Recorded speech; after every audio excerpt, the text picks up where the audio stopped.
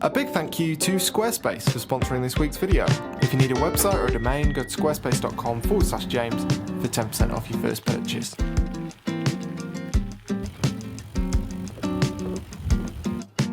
Well, hello everybody. How's it going? Hope you're all well. I love having a YouTube channel, but every now and then I think to myself, what on earth am I going to talk about this week? And I imagine it shows, but this is one such week. I've been scrambling around looking for ideas, and I thought to myself, why don't I get the train a couple of stops along the coast from where I live and cycle back past a couple of stops where I live? It's about 40 miles, the route that I'm thinking about today, and I thought, why don't I try and take one photo per mile-ish? And then I thought to myself, what's the point in the restriction? But yeah, basically I'm going to cycle about 40 miles today and take some photos. As I said, scrambling around for ideas.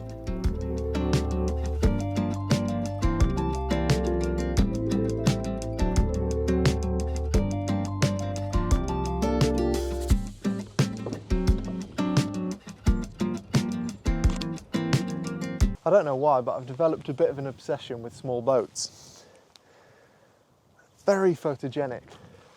I wouldn't want to go on one. I'd be very sick on something like that out at sea, but I think they look great. Right, I've done about 500 yards. I'll get a move on.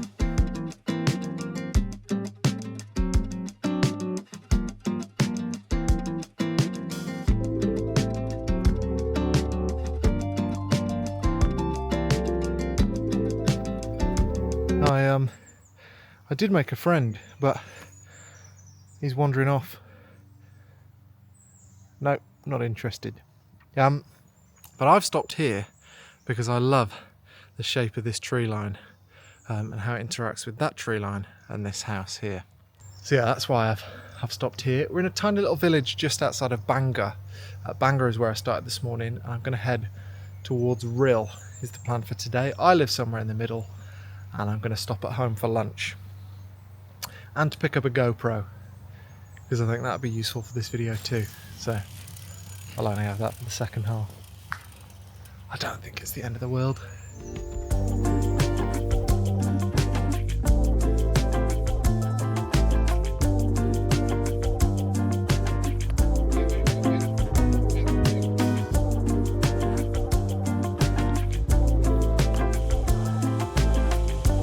I'm racking my brains to try and remember what the green one is called. We've got a red one, it's definitely called Henry, but I can't remember what the green one's called. It's going to drive me mad all day. Oh, the green one's called Henry too. And there's a blue one called Henry. There's also a green one called George. I don't know.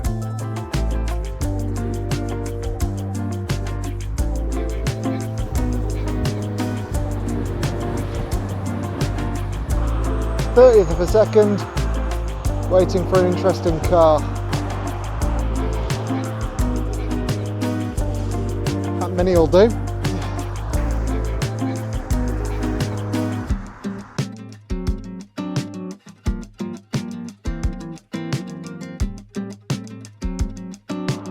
The light here is pretty nuts because the haze is slowly burning off that mountain in the background. Although, if I'm honest, I stopped predominantly because I needed a rest. So, having a bit of a breather. Out.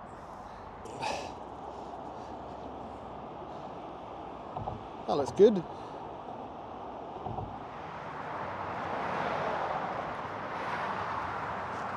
I really like this overpass and the fact that there are boats underneath it, but I'm trying to find a spot where you get some nice waiting and you can see that these boats are very obviously boats because there's all kinds of foliage and stuff here and fence and whatever else that means it's a little bit obscured. There must be something somewhere.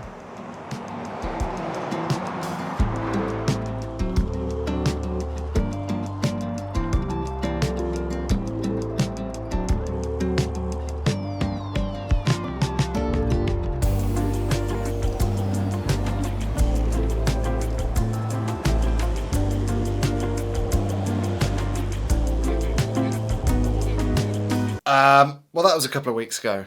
Yeah, and this is quite embarrassing because I stopped for lunch on that day, as was the plan. But then after my lunch, I had quite a severe sneezing fit. And I was so exhausted after that that I then fell asleep. So yes, the pollen well and truly got me. And a couple of days ago, I went out to try and finish this video, did the second 20 miles, and the same thing happened. I just couldn't stop sneezing. So either I need to wait out summer, or I need to find some more effective medication. But in the meantime, what I thought I'd do is talk a little bit about the skies in my photos and how I edit them. And I've spoken about this extensively before. I made an entire video about this late last year. I'll link it up here. But basically, I edit my skies quite brightly, which lots of you have asked me about, hence me talking about it now. And I thought I'd talk about why just a little bit and also show you how I go about that practically. Now, the why, I edit my skies quite brightly because I don't want them to interfere with my subject. I don't want them to dilute the impact of my subject, and I don't want people looking at my photos being distracted by things like the sky if that's not where I want their attention. So I'll try and demonstrate with this fairly mediocre photo of one of these boats that I saw out on that day. Now, often if I'm on workshops, for example, I'll notice, particularly beginner photographers, the first thing that they will do when they're editing an image is they'll bring the highlights all the way down and they'll bring the shadows all the way up. And they'll do that because they've been told that what we want is the most dynamic range possible in our photo. The problem with doing that is that what we end up with is an image that looks almost a little bit HDR and a photograph whose tonality is just basically the same all the way through. Now, sometimes that can look quite good. Other times, though, it can make it quite difficult to try and distinguish what it is that the photographer wants us to be looking at. And I think that's the case here. The boat is very clearly the subject, as far as I'm concerned, but I'm getting distracted partly because the sky has got lots of detail in it, and I just don't think that that detail is necessary. It's not the most incredible sky in the world, and therefore, I think a lot of that detail could go. So I'll bring the highlights back to somewhere around the middle, and we can bring the shadows back down a touch too. And essentially all I've done with this photo is apply one of my presets, my light and dreamy preset. Now you'll notice that there is still a little bit of detail in the sky, because even though I don't think pure white is the devil, like some photographers, if there is some detail in the sky, I think it's nice sometimes to just show just a hint of the texture. Obviously not so much that it becomes a distraction, but basically enough that you aren't thinking to yourself, can I see any clouds there? What's going on in the sky? Is it all completely blown out? Because those sorts of thoughts end up as distractions themselves. And so yeah, I'm looking at the histogram to make sure that I'm not going absolutely pure white in the sky particularly, but I'm also making sure that I don't bring down the highlights so much that those clouds or the detail in the sky becomes a distraction and dilutes the impact of the subject. And I know that this isn't to everybody's taste by any means, but then what style of photography is? And I've been doing this for a long time now, and I really do like the look of it. Anyway, yes, that's my skies. That's some photos from about 20 miles on a bike. And at some stage, hopefully when the pollen count's a bit lower, I shall go and do the other 20 miles. Prints. If you're new to the channel, basically once a month I release a new print and then I sell it for a month, and then after that month the print will never be available ever again. But this month I couldn't decide which to choose, so there are 3 different prints.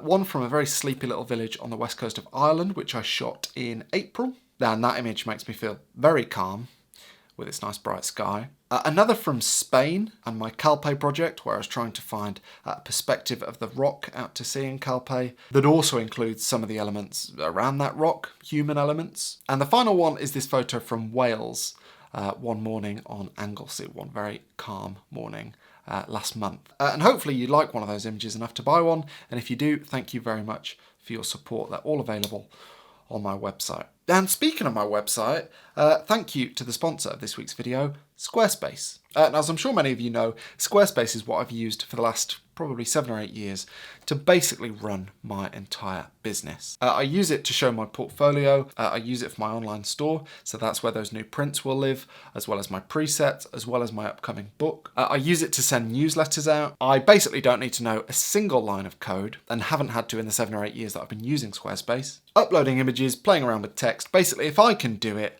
you'll have absolutely no problem at all developing your own portfolio, your own online store, perhaps your own blog. And if you do get stuck, their customer service is fantastic. And you can check out Squarespace for free by going to squarespace.com to start a free trial. And after that, if you'd like to make a purchase, just go to squarespace.com/James and you'll get 10% off your first purchase.